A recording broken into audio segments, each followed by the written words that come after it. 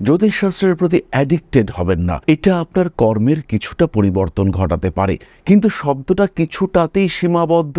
সমস্তটা জ্যোতিষের উপর নির্ভরশীল নয়। জীবনের সমস্ত পরিবর্তন ঘটানো সম্ভব নয়। এই সহজ সত্যিটা বুঝতে হবে।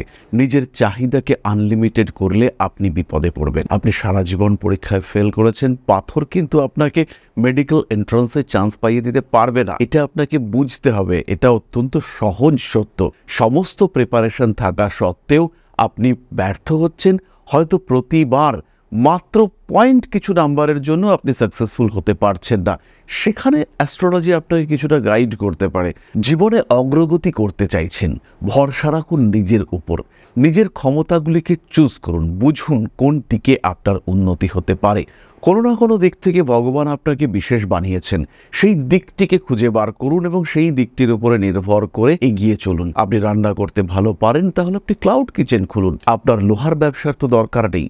সুতরাং সবার আগে নিজেকে চিনুন, নিজেকে জানুন, নিজেকে উপলব্ধি করুন কোন দিকে আপনি এগোতে পারেন, কোন দিকটা আপনার বলবান, কোন দিকে আপনার গ্রহণযোগ্যতা বেশি। সেটাই কিন্তু আপনার জীবনে চলার দিক, এবং এই চলার পথে নিজেকে মান্যতা দিন সবচেয়ে বেশি। আপনার খুশি, আপনার উপলব্ধি, আপনার ভালো থাকা, এটাই হোক আপনার জন্য সবচেয়ে গুরুত্বপূর্ণ বিষয়।